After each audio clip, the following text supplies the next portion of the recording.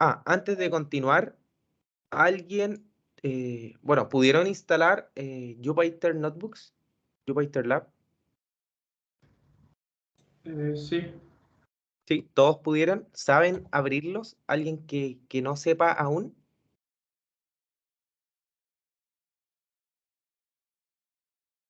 ¿Nadie? De todas formas, les voy a mostrar. ¿Se ve la pantalla, cierto? Ahora sí. Ya. Les voy a mostrar una forma en la que ustedes pueden correr archivos de Jupyter Notebook. A todo esto les dejé en la carpeta del tema 5, le dejé la carpeta de ayudantías de laboratorio. Y en esta pueden descargar el laboratorio de la clase 1, que es la clase de hoy, obviamente. Es un archivo IPython Notebook, que es un archivo que lo puede abrir Jupyter y también lo puede abrir la página que les voy a mostrar. Si buscan en Google Colab, y ingresan con su cuenta de Gmail, es la misma, ustedes pueden poner nuevo cuaderno,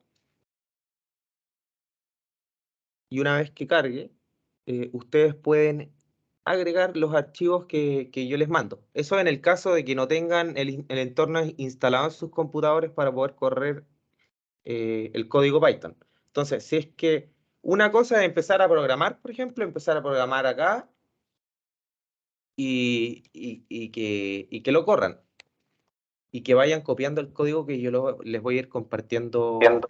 mi pantalla. Pero lo otro que pueden hacer es ir a archivo, subir cuaderno, eligen el archivo, yo tengo acá uno en el escritorio, que es el de la clase, y una vez que lo suben, este archivo se va a cargar y lo van a poder utilizar y lo van a poder correr y hacer todo lo que vamos a estar haciendo en la clase, ¿ya? Bueno, creo que tiene unos errores con unas imágenes, pero bueno, eso lo puedo solucionar después. La otra manera, para quienes hayan instalado Jupyter y Python, obviamente, y lo tengan añadido al path, que eso lo puedo explicar luego. Bueno, quienes tengan problemas los podemos solucionar al final de la clase, todo esto. Lo que deben hacer es abrir el CMD. Voy a compartir la otra pantalla. No, con esto me basta. Abrir el CMD y van a ver una aplicación que se llama símbolo del sistema. Ustedes la abren, no es necesario que la ejecuten como administrador. Tengo dos pantallas, entonces a veces cuando abro las cosas aparecen en la pantalla izquierda, entonces las tengo que mover. Por eso es que no aparece automáticamente, pero a ustedes les debería aparecer inmediatamente el CMD, el símbolo del sistema. Luego ustedes deben escribir Open Jupyter Notebook. Y una vez que aprieten la tecla Enter, perdón, no es Open Jupyter Notebook, es simplemente Jupyter Notebook. Bueno, repito, abrí el CMD y abrí el Jupyter Notebook escribiendo el comando Jupyter Notebook. Luego vamos al navegador y van a ver que aquí está abierto el archivo. Hasta ahora, ¿alguien tiene preguntas? ¿Todos entendieron lo que hice? Digan sí, no. Yo bien. Sí. ¿Todo bien? Ya. Todo bien. Ya, entonces yo voy a ir a la carpeta donde tengo el archivo que descargué. Probablemente ustedes lo tengan en Downloads. Yo lo tengo en otra carpeta. Bueno, y ahí lo pueden buscar. Yo lo tengo en una carpeta que se llama Workspace, que se llama Ayudantías IO, después Laboratorio IO 2022. Y hago clic en el archivo que acaban de descargar.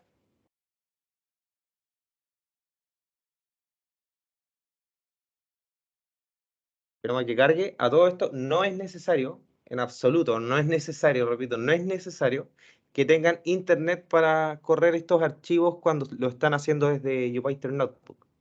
Esto es necesario exclusivamente cuando ustedes lo corren desde Google Colab, que fue lo que hice antes.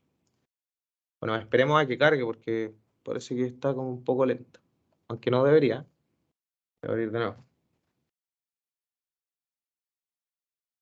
Mientras carga, voy a compartir la otra pantalla que me acomoda más. Disculpa, te voy a hacer una pregunta. En Visual Studio Code también se puede Jupyter, ¿o no? Sí, la opción para abrir estos archivos en Visual Studio Code es, bueno, Les voy a compartir para mostrárselo, por si se lo explico así no van a entender. No sé por qué no está abriendo el archivo. Qué extraño. Bueno, lo otro que puedo hacer es ir al que acabo de subirles en webcurso.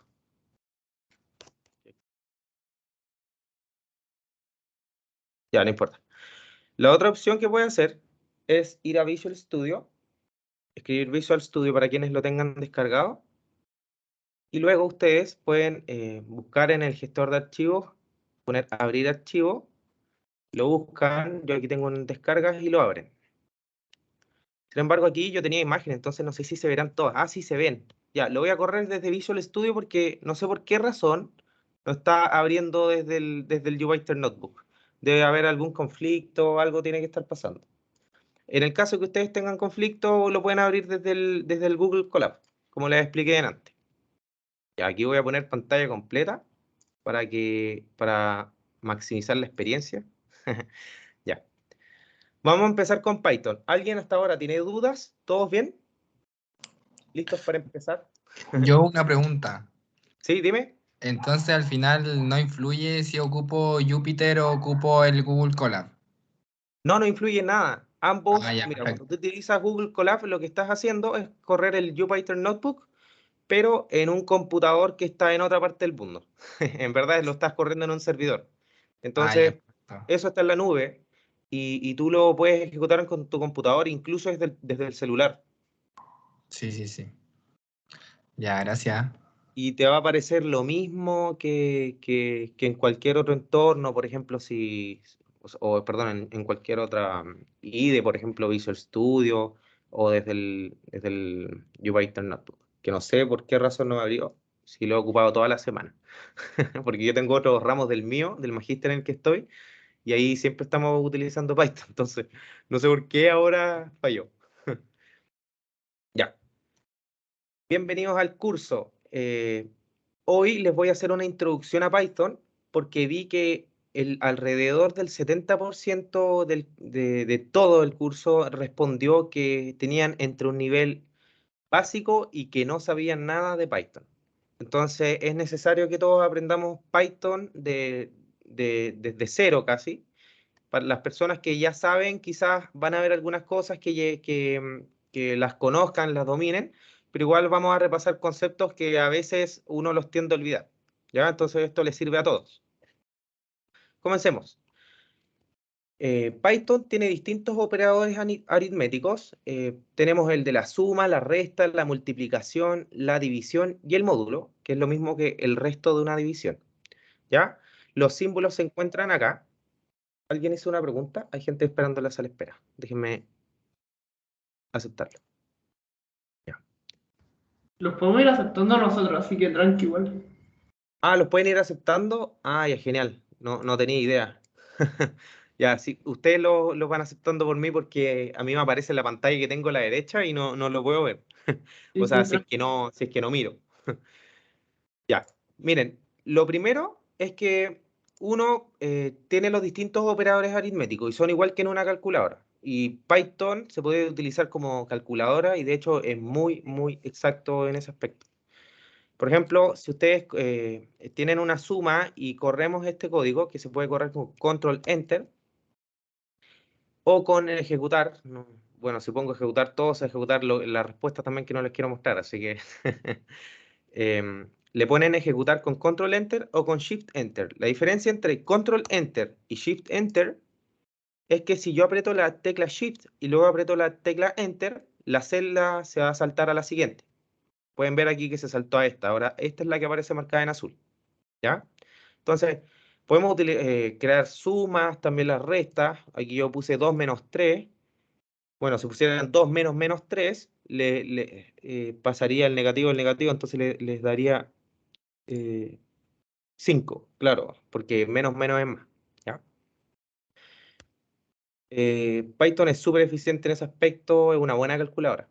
Y en la siguiente clase vamos también a ver la librería Math que sirve para operaciones matemáticas y NumPy, ¿ya?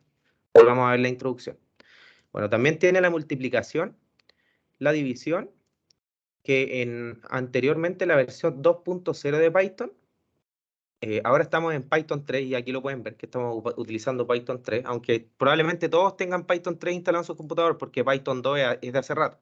Pero les cuento, anteriormente cuando uno realizaba una división, y esto pasa también en lenguajes de programación como C, y uno escribía, por ejemplo, 2/3, al escribirlo de esta manera, el resultado de la división lo interpretaba como la parte entera de la división. Como este siguiente código que aparece acá, como 2/3, que en vez de entregarte el resultado exacto de la división, lo que hace es entregarte la parte entera. Entonces, ¿cuál es la parte entera de 0,666 periódico? 0, ¿cierto? Ya, entonces, para evitar ese problema en Python 2 en adelante hasta el 3 y en lenguajes como C, lo que se hace era escribir uno de los dos números como flotante.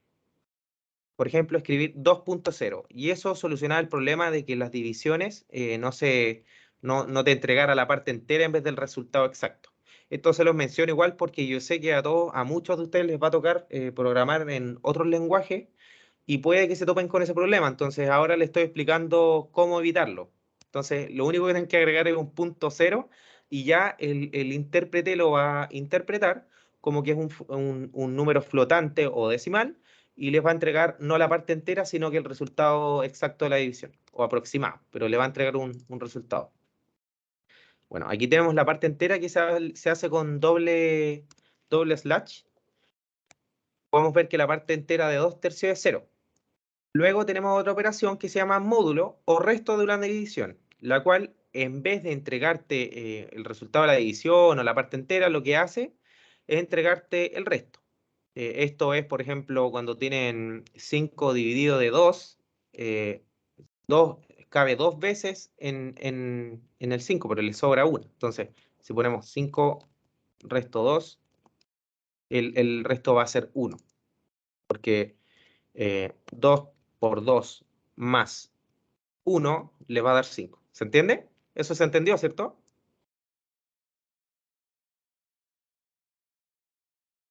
Sí.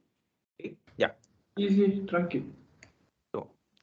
También existen operaciones como la potencia. La potencia en Excel, por ejemplo, se escribe como un gorrito. En el caso de Python y distintos lenguajes de programación, se expresa como un doble asterisco o doble estrella. Entonces aquí pueden ustedes 2 elevado a 8, perdón, 2 elevado a 3 les da 8. Bueno, ahora vamos a realizar una introducción a las variables de Python. Recordemos que una variable sirve para almacenar valores, objetos y entre distintos tipos de datos en Python. Ahí vamos a ver los tipos de datos. Pero ahora vamos a empezar con números.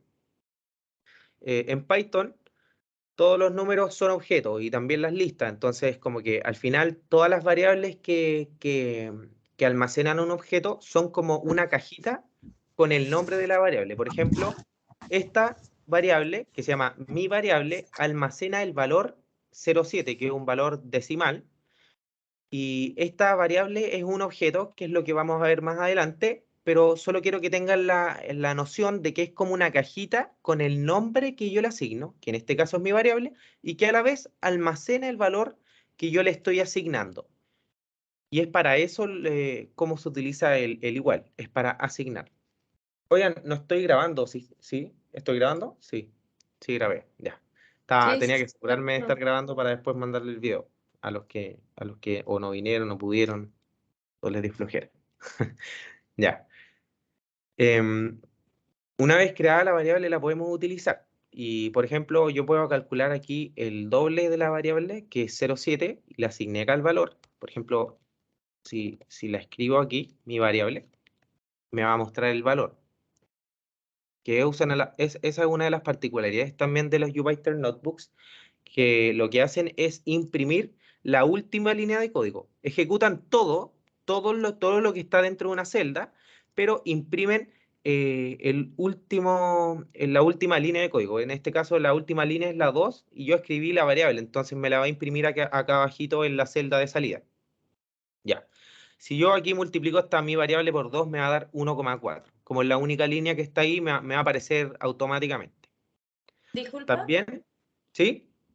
tengo una consulta. En este caso, ¿está bien poner mi variable? ¿No es necesario poner print mi variable? No es necesario poner print. Y el print lo vamos a ver más adelante, pero print es una función que sirve para imprimir los valores, ya sea de una variable, pueden imprimir textos, cadenas de caracteres, que son distintos tipos de datos. Pero cuando tú lo estás poniendo en la última línea, no es necesario le pongas un print. ¿Ya? No es necesario. Solo si está en la última línea. Ahora, si tú tienes más líneas de código, y por ejemplo aquí tuvieras el valor, tuvieras aquí la operación mi variable por 2 que te da 1,4 y luego tienes la línea de código que dice 16, lo que te va a aparecer en pantalla va a ser el 16 porque es la última línea que se ejecutó. Sin embargo, si tú quieres que se muestre de todas maneras la variable multiplicada por 2, puedes ponerle un print y se te va a imprimir el valor de la variable y la última línea de código. Si yo pusiera un Gracias. 5 entre medio, de nada.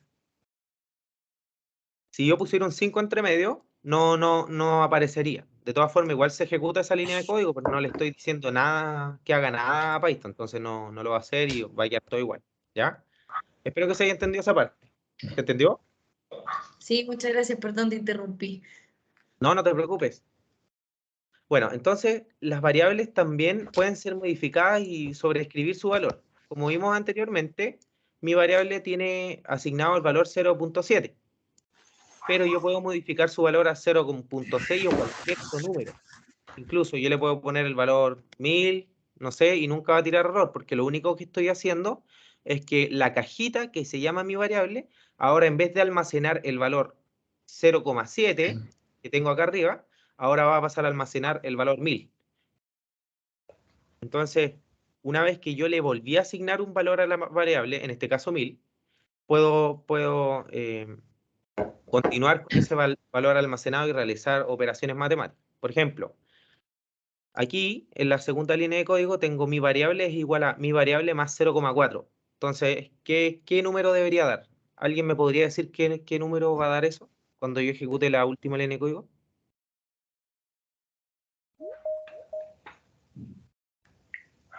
Uno, ¿no? ¿Alguien? ¿Y cuánto? Ah, no, ¿Cómo? pero le pusiste 1000. Es que estaba viendo el Python. Ah, sí. Sería 1000 más 0,4. O sea, 1000,04. Sí. Entonces, si yo aquí escribo mi variable, me va a aparecer 1000,4. Bueno, antes lo tenía en 0,6 para que diera 1. No sé para qué lo edité. Ya, continuemos. Para mostrar variables es posible utilizar el comando o función, en verdad, que se llama print. Print puede recibir distintos tipos de datos y uno de estos son los strings, que son los valores que van entre comillas eh, y se va a ejecutar lo siguiente. Voy a comentar en la segunda línea, voy a ejecutar solo la línea 3. ¿Ya? Entonces me dice el resultado de la suma es, y me va a mostrar el valor de la variable, que es de 0,6, se le sumó 0,4 y dio 1, entonces se imprime ahí. Otra forma de imprimir los valores es con un fstring, que es con un format print, ¿ya? Que la diferencia aquí es que yo en vez de escribir el print en sí, como con doble comilla y empiezo a escribir texto y luego pongo coma variable, lo que hago es escribir print, escribo una F y luego utilizo comillas simples y escribo texto. Por ejemplo, el valor de la variable es... Y ahora no es necesario que yo agregue una coma para poner mi variable. Eso no sería, no tiene nada de útil si estamos utilizando fstring. Lo que podríamos hacer aquí es poner en llaves, ya abre de llaves, o sea, y cierre de llaves, y escribo aquí la variable. Incluso después de estas llaves yo puedo seguir escribiendo texto y no me va a tirar errores. Este es un método de imprimir que generalmente, que yo tengo entendido, en verdad, que no lo enseñan en la universidad, o a mí al menos cuando tuve programación nunca me lo enseñaron, pero es muy útil porque es más fácil imprimir los valores. Pones entre llaves, pones la variable y después seguir imprimiendo valores.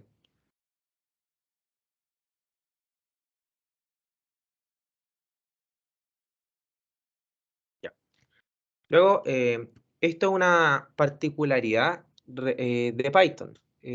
Y es como les mencionaba anteriormente, en Python, en Jupyter Notebooks, en verdad, que es este tipo de documentos que uno puede escribir el código en celdas y también puede escribir texto en otras celdas, que se llama Markdown, que aparece abajito cuando uno la escribe. Ahí aparece, dice Markdown.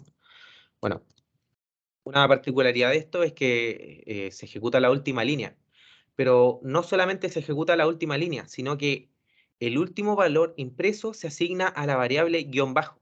Entonces, significa que cuando utilizas Python como una calculadora, es fácil recuperar los valores que no asignaste a ninguna variable. Por ejemplo, aquí supongamos que tenemos un impuesto del 12% en cualquier cosa, en un producto, y tengo un precio de 100.5. Si yo multiplico precio por impuesto, me va a decir que el resultado es 12.5625, que claro, es el impuesto que al final se le termina aplicando al precio, ¿cierto?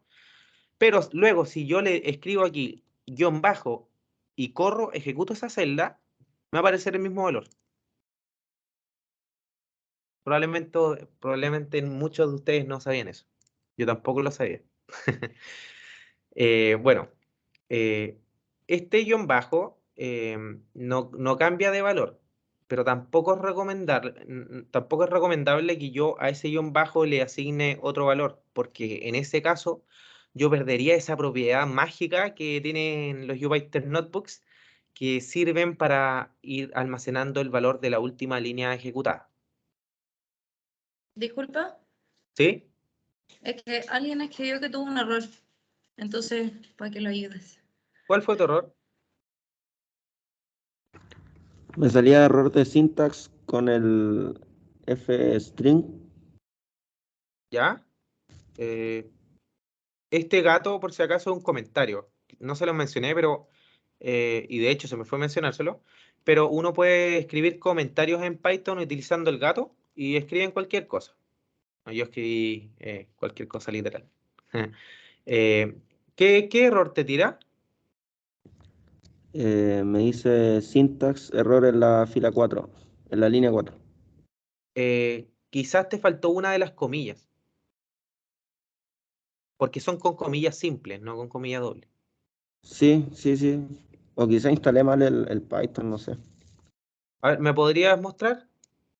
Veamos lo que le aparece. A ver, ¿cómo se comparte acá? Arriba aparece compartir.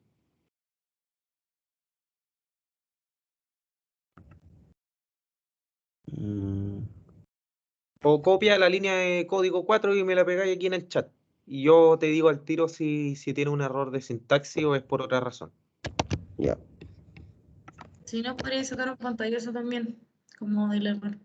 Si se te hace más fácil. Ah, también. A ver.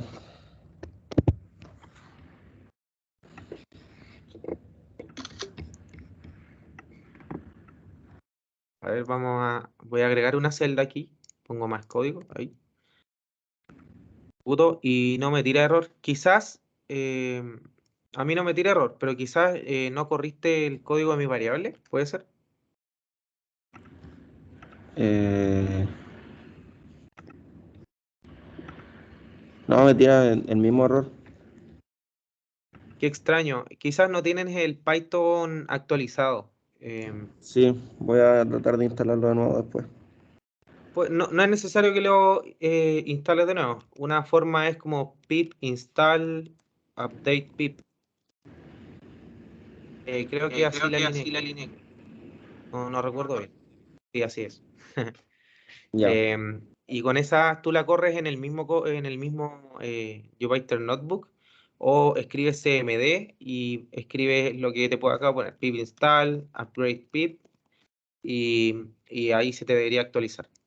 Ya, cualquier cosa, si es que no te funciona, que me parecería muy raro, no utilices los fstring y utiliza el print normal. Porque ese ya, no te debería tirar error.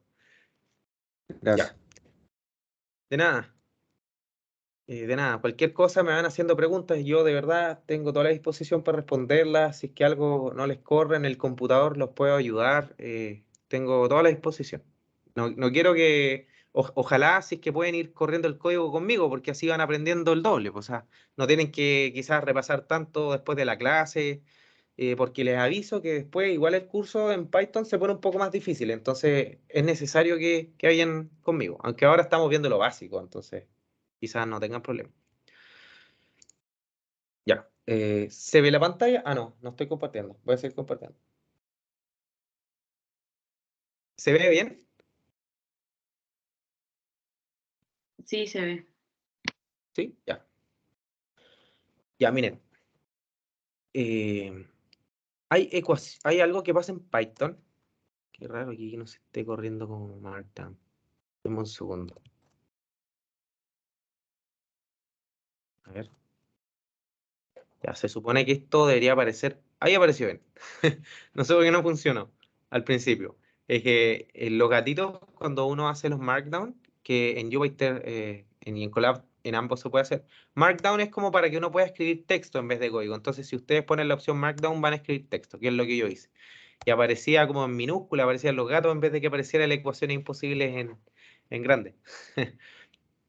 Bueno, eh, continuamos.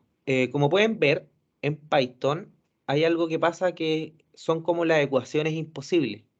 Y encontramos a menudo operaciones como esta. Supongamos que x igual a 0 y yo digo que x igual a x más 1.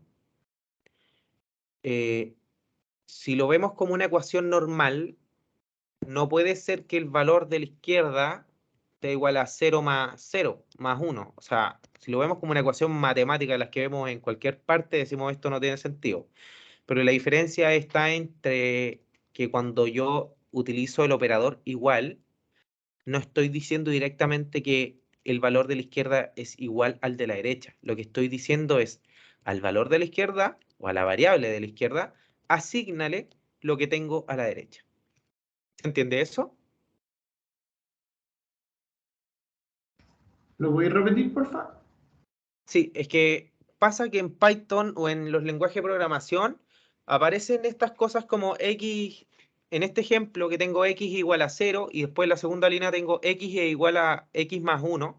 Eso se ve como súper ilógico porque en una ecuación matemática normal eso no tiene sentido. No podríamos decir que x es igual a x más 1, porque estaríamos diciendo al final que 0 es igual a 1, que es algo que no tiene sentido. Porque si canceláis los x, te va a dar que 0 es igual a 1 o que el valor de x, que es 0, es igual a 1. Y eso no hay que verlo de esa manera cuando uno programa. Cuando uno programa, tiene que verlo de esta forma, y lo voy a explicar. A la variable de la izquierda, que es x, le asigno con el operador igual, para eso es el operador igual, para asignar, le asigno lo que tengo a la derecha. Entonces lo que estoy diciendo aquí es, a la variable x, que ahora tiene el valor 0, le asigno el valor de 0 más 1. Entonces digo x es igual a 0 más 1. Entonces si yo imprimo x ahora, me va a dar que x es igual a 1. Porque le asigné con el operador igual el valor de 0 más 1. ¿Se entendió ahora? Sí, perfecto. Gracias.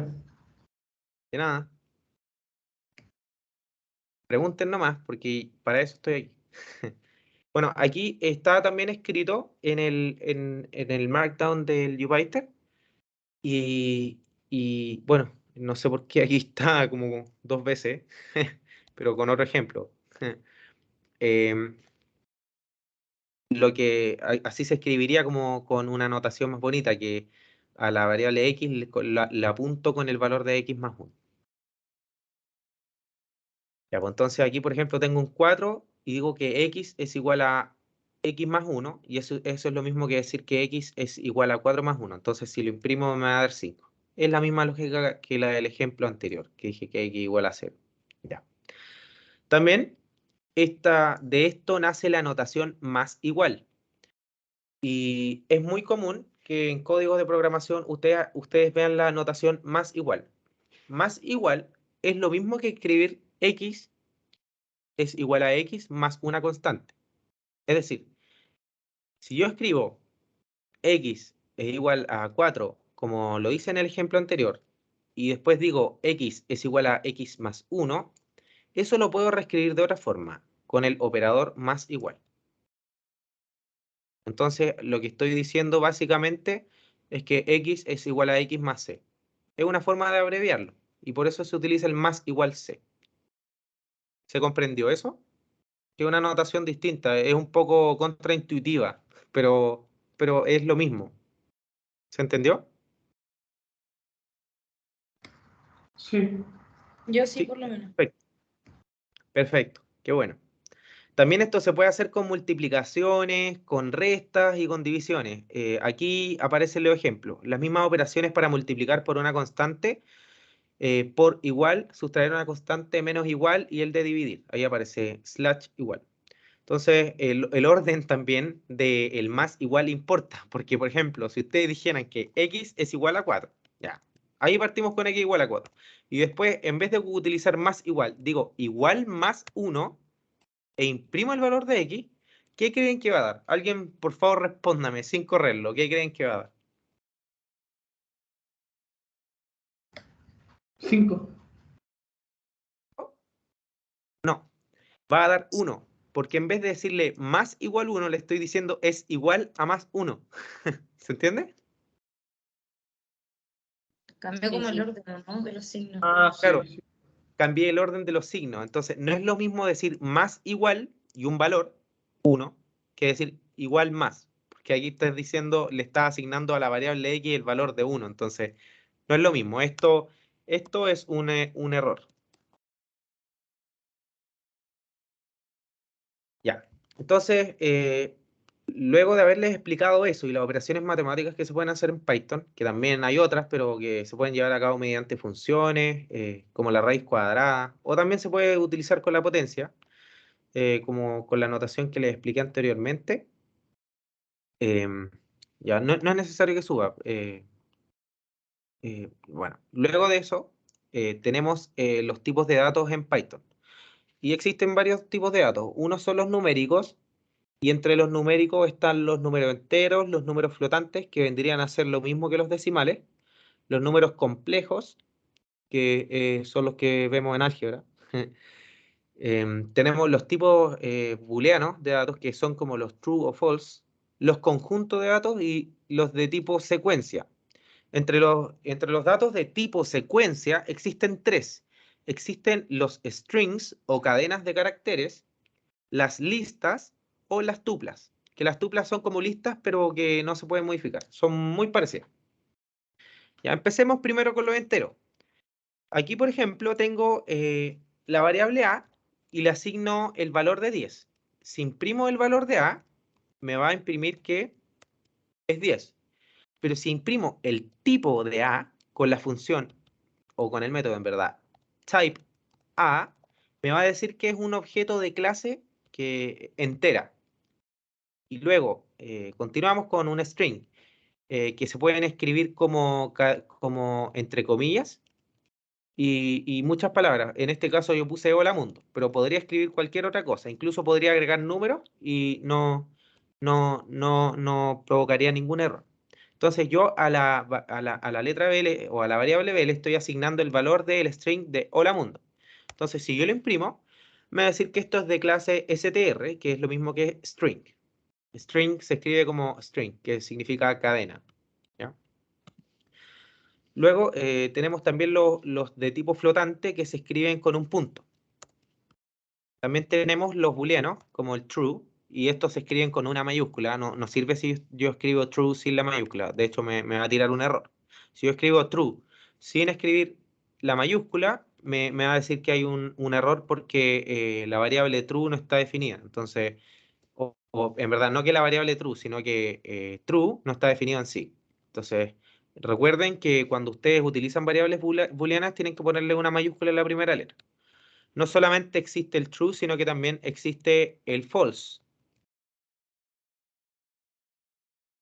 y el cual también me dice que es un objeto de clase booleana. ¿Ya? También, por último, tenemos las listas.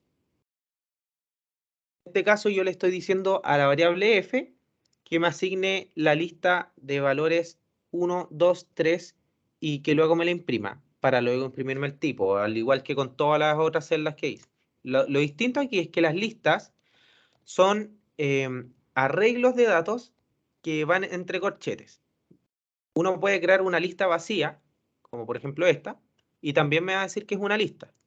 O también puedo ir agregándole valores, como por ejemplo 1, después agrego una coma y le agrego el siguiente valor, y después le agrego el siguiente valor, y así. Entonces, cada vez que uno va a agregar un valor en una lista, obviamente si es que lo va a hacer manual, tiene que ponerle una coma. Luego, aquí nos dice que es un objeto tipo lista, y bueno, aquí vemos que hay números enteros, y que estos pueden, a veces pueden cometer errores. Por ejemplo, si yo digo que A es igual a comillas 42 y después imprimo y lo transformo entero, entonces el valor original de A me lo va a transformar realmente en un entero. Esto ya va a dejar de ser incluso un string. ¿Alguien me siguió hasta ahí o se perdieron? ¿Me siguieron hasta esa línea de código? ¿Todos bien? Sí. Sí, todo bien. Pues la voy a repetir porque lo que hice fue crear un string que se llama A. Incluso si yo pongo type A, me va a decir que un string. Pero si yo le digo que ahora A se vuelva, perdón, si que A sea el entero de A y pongo type A, me va a decir ahora que es entero y no va a tener ningún problema porque como escribí números en la cadena de caracteres, va a decir, ah, esto sí lo puedo transformar a número, entonces lo transformo a número. En cambio, si yo hubiese escrito aquí, por ejemplo, una palabra, cualquier palabra, voy a poner, literal, voy a escribir palabra, y a esta palabra la trato de transformar entera, me va a tirar un error, porque palabra en verdad no tiene nada que ver con números, son caracteres. Entonces, para yo poder aplicar la función int, tiene que haber un número que sea o entero, o que incluso también podría ser decimal, que es como lo vamos a ver en la siguiente celda. Lo que tengo aquí en la siguiente celda es el valor de 11.4, 11,4. Y si yo le aplico el método int, lo que va a hacer me va a imprimir el valor 11. Entonces, observar que int va a truncar cualquier parte no entera de un decimal. Entonces, si yo tengo el 11.4, me lo va a truncar y lo va a dejar como 11. También existe la opción de redondear un número entero decimal, que redondea no recuerdo si sí, redondea normalmente como del 5 hacia arriba. Entonces, si ya tengo de 8.51, ya me lo va a aproximar a 9, y si tengo 8.4, me lo va a aproximar a 8, ¿ya? Son distintas funciones que existen en Python que les pueden servir y que son realmente útiles. Luego tenemos los decimales, y aquí hice lo mismo. En vez de escribir el decimal como tal, lo escribí como una string. Y luego dije que la variable b iba a ser el decimal de a. Imprimo b y me lo toma como decimal. No me tire errores. ¿Por qué? Porque lo estoy escribiendo como decimal. Ya. Una vez vistos los números enteros y los flotantes, vamos a pasar a las secuencias. Como los dije anteriormente, existen tres tipos de secuencias. Estos son los strings, las listas y las tuplas. Todas estas secuencias pueden ser indexadas y cortadas, ¿ya? La diferencia entre las listas y las tuplas es que, y los strings también, es que las tuplas y los strings son inmutables. Y esto quiere decir que uno no puede modificar los elementos individuales en las tuplas y en los strings. Por ejemplo, esto en verdad lo voy a mostrar con ejemplos, pero lo que quiero destacar aquí es que las tuplas y los strings son inmutables, no se pueden modificar, ¿ya? O sea, con los elementos en particular, pero a la misma variable le puedo cambiar, le puedo asignar otro valor. Lo vamos a ver, ya. Las secuencias comparten las siguientes operaciones. A corchetes y devuelve el iésimo elemento de A. A corchetes y 2 puntos a la J, te devuelve todos los elementos que están entre el I y el J, excluyendo el J. La función len o largo te devuelve el número de elementos en una secuencia, el min te devuelve el mínimo, y bueno, acá hay más funciones que en verdad las vamos a ir viendo con ejemplos, así que no es necesario que las lea todas. Supongamos acá que tengo una string, unas cadenas, ¿ya? Y esta va a ser mi deporte favorito. Entonces yo digo que mi deporte favorito es el golf, aunque no es mi deporte favorito. A mí me gusta el kickboxing, así que le voy a poner kickboxing. Y le imprimo esta variable kickboxing, y eso es un string al final. Es un string almacenado en una variable que va a ser mi deporte favorito. Entonces, yo puedo concatenar strings, y esto se hace con el operador más. Y también se pueden concatenar listas y otros tipos de elementos. Pero estamos viendo los strings ahora. Entonces, yo puedo decir print, mi nombre favorito es, que si se fijan, esto también está entre comillas, por lo tanto, eso, a pesar de que está escrito manualmente dentro del print, también es un string. Entonces, yo pongo el más y se van a imprimir ambos elementos. Entonces ahora se imprimió mi deporte favorito es kickboxing. Otra forma de concatenar es escribir en una variable 2 strings y sumarlos, aunque ese operador de suma no es una suma en verdad, es solo el símbolo que sirve para concatenar. Por ejemplo, yo digo, mi grupo favorito es el string Metallica concatenado con el string The Best Metal Band. Y yo luego hago un print que diga print, mi grupo favorito es más la variable en la que asigné ambos strings anteriores, Metallica de Best Metal Band. Entonces, si lo ejecuto, se va a escribir eso. ¿Sí? Solamente se puede concatenar con, por decirlo así, palabras o strings, ¿verdad? No se puede como un string más un número. No, no. Las operaciones de concatenación se realizan entre elementos del mismo tipo. Ya. Por ejemplo, si Muchas tengo una gracias. string, lo concateno con un string. Si tengo una lista, la concateno con una lista. Pero después vamos a ver la concatenación de listas. Ah, ya, perdón, gracias. Ya, entonces aquí dice mi grupo favorito es, y me entregó la concatenación de ambos strings. Ahí le agregué un espacio para que se arreglara. Hasta ahora vamos todos bien, ¿cierto? Sí, bien. ¿Sí? ¿Todo bien? ¿Están entendiendo? Sí. Ya. Al final de la clase me voy a quedar para ayudar a quienes hayan tenido problemas con el Jupyter Lab o que quieran actualizar. Y ahí yo les digo, compártame pantalla y solucionamos el problema al tiro. ¿Ya? Ya, continuemos. Hay errores comunes que ocurren al concatenar. Por ejemplo, acá tengo la variable número 1 y le puse un 1, y la variable número 2 y le puse un 2. Pero están entre comillas, entonces estos son strings.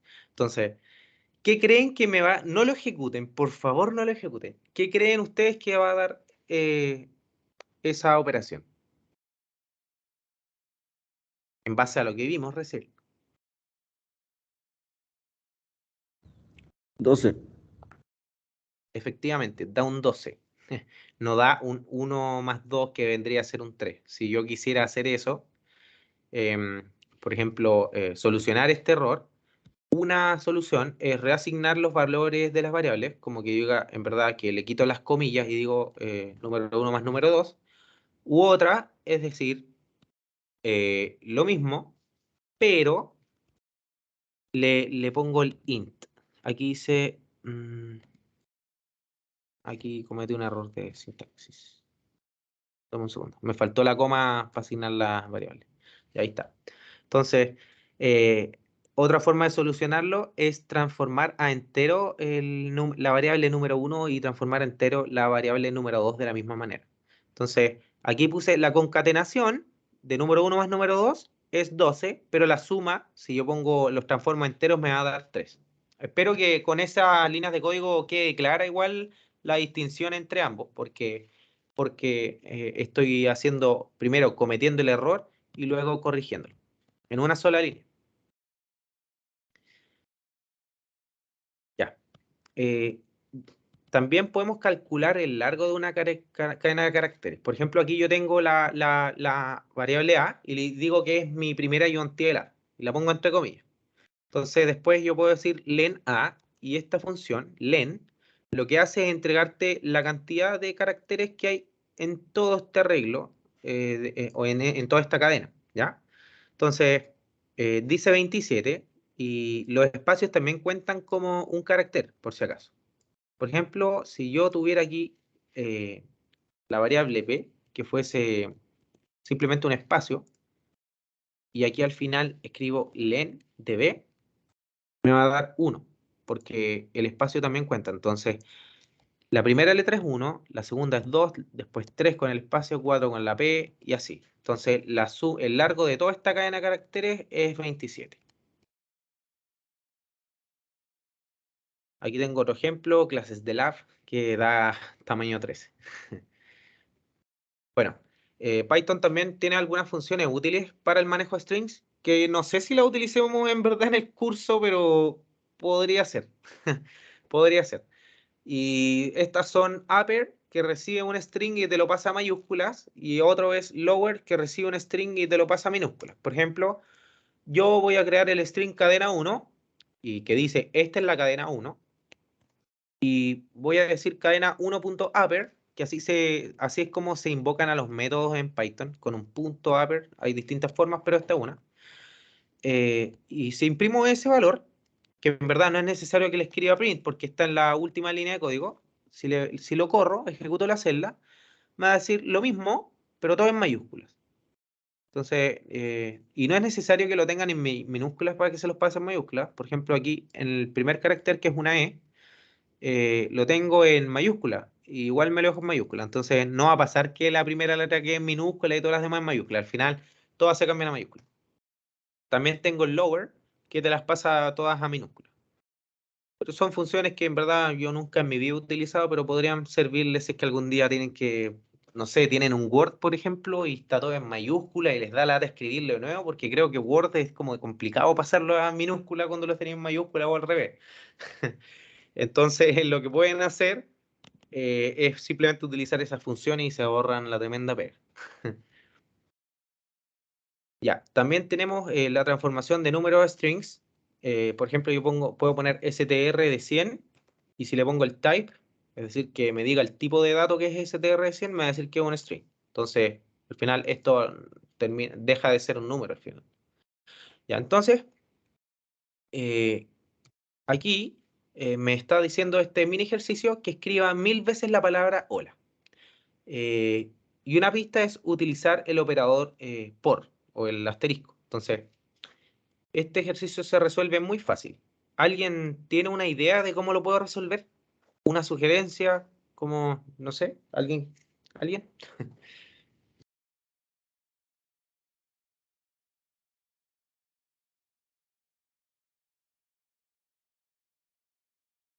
¿Nadie? ¿A nadie se le ocurre cómo hacerlo? Ya, ok. Continúo. A mí se me ocurre. ¿Cómo? Quizá poner, no sé, x igual a hola por 1000 y después x. ¿Sí? ¿Puede ser? ¿Está bien? ¿Así es como tú dijiste? Y poner abajo x para que se imprima. Aunque aparece como todo junto. Perfecto, así es como se hace. Y es por eso, cuando yo le digo hola por 1000, lo que estoy haciendo es hacer la operación de concatenación, esta de hola, pero 1000 veces. Estoy diciéndolo, básicamente estoy haciendo esto. Estoy diciendo hola, más hola, más hola, más hola, más hola, más hola. Entonces, pero 1000 veces. Entonces, perfecto, así es como se hace. Voy a No, no es necesario que la borre, pero es que ocupa mucho espacio eso. Bueno, este segundo ejercicio dice, escribe un código que permita determinar si el string 1 o el string 2 contiene una letra M, W.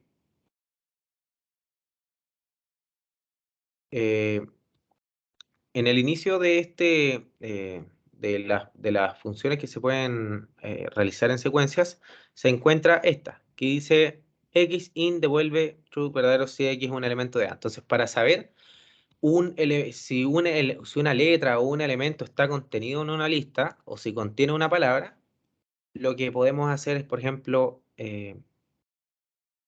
supongamos que x es igual a hola. Entonces, si yo pongo x in 1, va a decir true. Pero si lo pongo x in string 2, va a decir false. Y eso es porque lo que hace este código es decir si está contenido esta cadena de caracteres dentro de este string y me devuelve un booleano que vendría a ser el true y el false. Y en el X, en caso de que sí esté, me va a devolver un true, y en caso de que no esté, me va a devolver un false, porque no, en la lista que se llama Adiós Mundo, no tengo ningún hola, entonces obviamente me va a tirar un falso. ¿Vamos bien hasta ahí o no? ¿Todos bien? Sí, perfecto. Ya, qué bueno. Me alegro que vayan bien. Cualquier cosa, de verdad, pregúntenme, no, que no les dé vergüenza. Yo estoy aquí para eso, para ayudarles, porque después cuando tengan controles no me van a poder preguntar, así que pregúntenme ahora. Ya. Otra forma, otro tipo de datos son las listas, como las mencioné anteriormente, que son del tipo sequence, al igual que los strings. Entonces, yo puedo crear listas vacías o listas con datos adentro a través del uso de estos corchetes. Esto se lo mencioné anteriormente, pero lo vemos de nuevo. Entonces, yo a la lista, que se llama lista en este caso, le asigno los corchetes, y si yo digo type de lista, me va a decir al final que es un objeto de tipo list. Entonces, también puedo crear listas de enteros. Aquí tengo la lista que es igual al 1, 2, 3, 4. Le voy asignando valores a distintos índices de la lista. Los índices los vamos a mover luego, pero quiero que sepan que una lista puede tener valores enteros y también puede tener strings. Por ejemplo, yo hice la lista Pato Lucas, por el Pato Lucas. Así que en el primer elemento de la lista le puse el string Pato, y en el segundo elemento de la lista le puse el string Lucas. Entonces, también se puede hacer. Y esto no tira ningún tipo de error. Incluso se pueden realizar combinaciones de diferentes tipos de datos. En el primer elemento de la lista, en este ejemplo, en la lista A, en el primer elemento pongo un string que dice perro, después pongo un número entero, y después pongo otro string que dice gatos, y después pongo incluso un número flotante. Entonces, esto no tira ningún tipo de conflicto. Las listas aceptan cualquier tipo de dato. Entonces, incluso puedo tener listas de listas. En este ejemplo, tengo una lista que en su primer elemento tiene la lista 1, 2, 3. Y en el segundo elemento tiene una lista de 2 strings. Y en el tercer elemento tiene un número flotante. Y eso no tira absolutamente ningún error. Pueden hacer distintas combinaciones dentro de la lista, meter distintos tipos de datos, y no va a tirar ni un error. Ahora ustedes tienen que ser consistentes en que si realizan operaciones con los datos de la lista, que las operaciones sean consistentes. Por ejemplo, que no suben un string con un entero, o que no suban un string con otro string pensando que les va a dar el resultado de una suma. Entonces, si yo le pongo el tipo de dato, me va a decir que es una lista, a pesar de que yo le haya ingresado distintos valores dentro. Por ejemplo, no me va a decir que es una lista de perros, perdón, de strings y de flotantes. Simplemente me va a decir que es una lista, porque al final eso es lo que es. Ahora, si yo pongo type de corchetes, también me va a decir que es una lista. A pesar de que esté vacía, sigue siendo una lista. Y eso no cambia en nada. Ahora, yo les hago una pregunta. ¿Cuál es el resultado de esta operación? La lista 3,4,5 más la lista 40,20,21. ¿Qué creen ustedes que me va a dar esta operación en el código?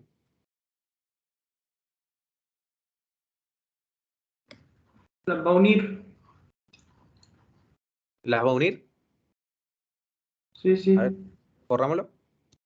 Efectivamente, al igual que con los strings, las sumas o operación más entre las listas lo que hace es unirlas, no suma los valores como el 3 con el 40, el 4 con el 20 y el 21 con el 5. Eso no lo hace.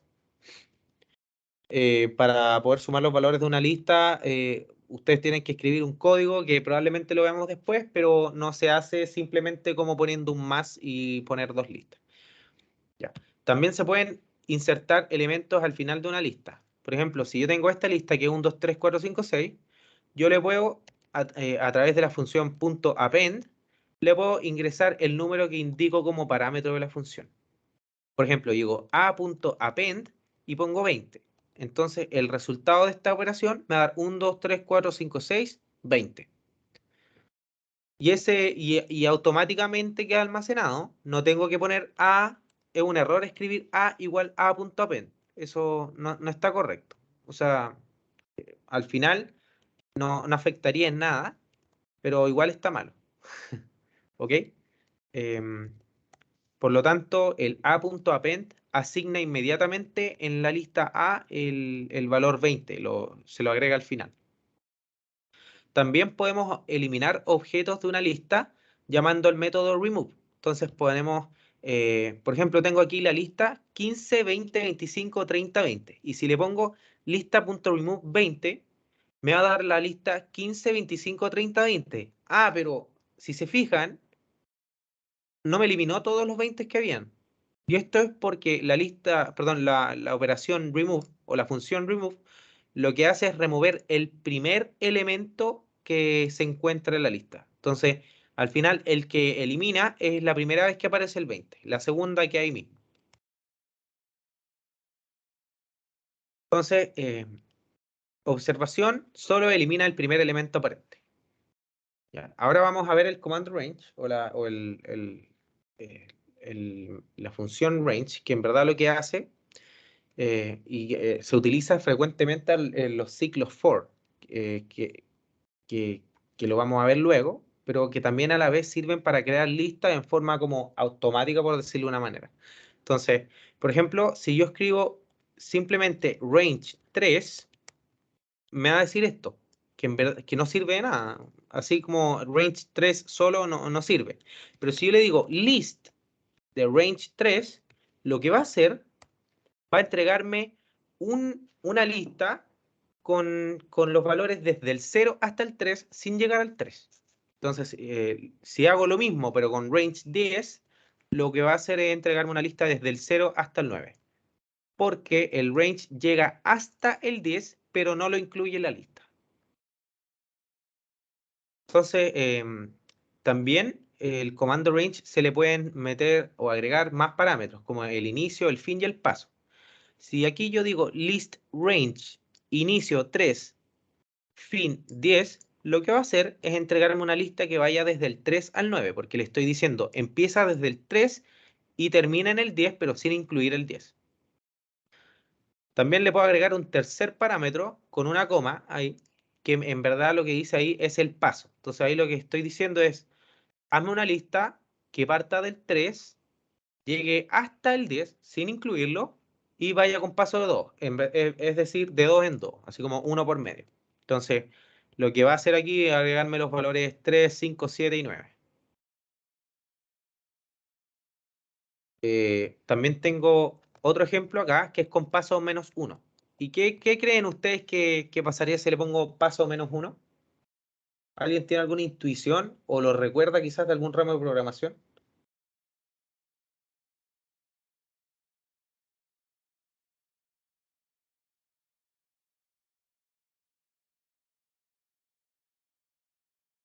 ¿No? Ya. Si yo escribo list de range de 10 a 0 con paso menos 1, entonces lo que me va a hacer es, va a partir en el 10, va a llegar al 0 y va a ir restando un 1 en cada iteración. Recuerden que obviamente tengo que poner el 10 en el lado izquierdo porque desde ese valor parte y termina en el 0, pero el 0 no lo incluye. Ya, entonces, este comando se usa normalmente en ciclos for, que los vamos a ver ahora. También los vamos a ver después con un poco más de profundidad, pero los vamos a introducir inmediatamente. Y un ejemplo de esto es imprimir todos los números desde el 0 hasta el 10, pero cada un número que está al cuadrado. Por ejemplo, 0 al cuadrado, 1 al cuadrado, 2 al cuadrado, 3 al cuadrado. Y eso se puede hacer de la siguiente manera. El ciclo for lo que hace es decir, para los valores de una variable que partan en un rango determinado, que yo le entrego aquí, por ejemplo, for i in range 10, print i cuadrado.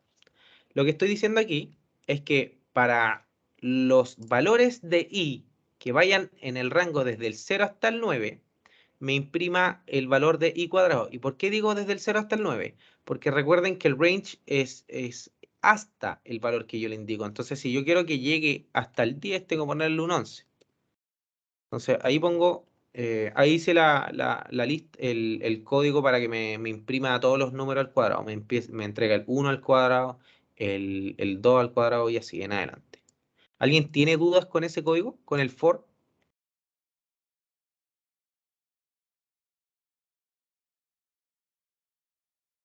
¿Alguien? Todo bien. Yo no. ¿Todo bien? Ya, qué bueno. También puedo escribir un código que me entregue una lista de largo 1000 y que contenga solo ceros. Que una lista de largo, que sea de largo 1000, quiere decir que el largo de la lista sea igual a 1000, ¿ya? Pero eso no es una asignación correcta, pero lo que les quiero decir que el largo de la lista completa va a tener 1000 elementos. Entonces va a tener quizá un 1, un 2, un 3, un 4, pero hasta llegar a 1000. En este caso me están diciendo que la lista contenga solo ceros. Entonces esto lo puedo hacer de la siguiente manera. Creo una lista vacía con lista igual corchetes. Ahí estoy inicializando la lista vacía. Y creo otro ciclo for. Y digo for i in range hasta el 1001. Porque, no, hasta el 1000, porque el largo de la lista va a ser 1000. Lista.append 0. Luego imprimamos la lista. Ahí está la lista, de puro cero. Y si calculo el largo de la lista, escribo len lista, a 1000. Así que cumplí con lo que me piden en el enunciado. Bueno, nos queda un minuto. Veamos este último ejemplo y luego dejamos lo que continúa para la siguiente clase. Que a todo esto les voy a mencionar al final. Bueno, después se los digo. ¿Por qué nos demoramos más? Quizás no alcanza a ver todo el archivo de esta clase. Ya. En este otro ejemplo dice, escribe un código que entregue una lista con los números del 1 al 30, seguida de los números del 29 al 0. Entonces lo que me están pidiendo aquí es que yo haga una lista que diga como del 1, después 2, 3, 4 y así llegar hasta el 30. Y que después parta del 29, del 28 hasta llegar al 0. Esos puntitos yo lo hice como para de alguna forma simbolizar los valores que van entre medio, pero al final tiene que ser una lista que vaya con los números del 1 al 30 y después seguida de los números del 29 al 0. Entonces, lo que yo puedo hacer es decir, lista igual a range, a list, range, que parta desde el 1 hasta el 31. Y si imprimo lista, me va a dar una lista que vaya del 1 al 30. Ya, hasta ahí estamos bien. Hasta ahí estamos bien. Y ahora me dicen que a esa lista le agregue los números desde el 29 hasta el 0. Entonces, lo que puedo hacer es un for que parte en el 29 y llega al 0. Entonces, puedo decir for i in range o en el rango desde el 29 hasta el 0 con paso -1. Lo que quiero es que me agregues un elemento en la lista. Y ese elemento va a ser igual al número que vas a ir recorriendo. Entonces, si yo imprimo lista ahora, me va a decir que tengo desde el 1 hasta el 30 y después quizás, a ver, déjeme verlo. Desde el 1 hasta el 30 me va a decir acá, y cuando llega al 30, continúa en el 29, 28, 27, 26 hasta llegar al 1. ¿Ya? ¿Quedó claro eso, cierto? Ah, pero me piden que llegue hasta el 0, entonces tengo que poner aquí hasta el -1 quizás. Y ahí llego hasta el 0. Porque el -1 no lo va a incluir, pero va a llegar hasta ese número. ¿Se entendió eso, cierto? ¿Alguien tiene alguna duda? Sí, se entendió. Sí, qué bueno. Hay otra forma de hacer eso de recorrer los números desde el 29 hasta el 0 o del 10 hasta el 0 o recorrerlos al revés. Y eso es con el método reversed. Ese método se escribe así. Y si yo, por ejemplo, escribo for i in reversed, range del 0 al 10, lo que está haciendo al final es darme vuelta, en vez de que vaya del 0 al 10, va a ir del 10 al 0, porque le estoy diciendo que vaya al revés, con reverse. Entonces, si le pongo imprimir, va a partir del 9 y va a terminar en el 0. Entonces, una segunda forma de haber hecho este código podría haber sido esto. Hago la lista y en vez de que digo in range, en vez de que digo in range del 0 a ese número, le pongo esto. Le pongo for in reverse del 0 al 30. Entonces, si muestro la lista aquí, me va a dar lo mismo, absolutamente lo mismo que lo que hice recién. Son dos formas de resolver el mismo ejercicio, pero una es con el método reverse.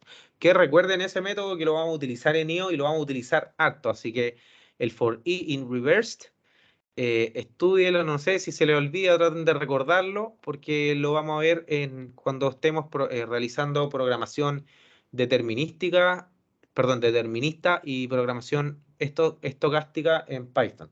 Que lo que vamos a hacer ahí es como resolver los mismos ejercicios que ustedes resuelven a mano, pero los vamos a programar y vamos a hacer que Python nos entregue el resultado en forma automática, entre comillas, porque nosotros lo vamos a programar, entonces no es tan automático. Bueno, esa es la clase de hoy. Espero que les haya gustado. La próxima clase vamos a ver desde el resto de este archivo y también vamos a ver si es que alcanzamos los arreglos de NumPy, que son... NumPy es una librería en Python que sirve para realizar operaciones matemáticas, vectores, matrices, entre otros.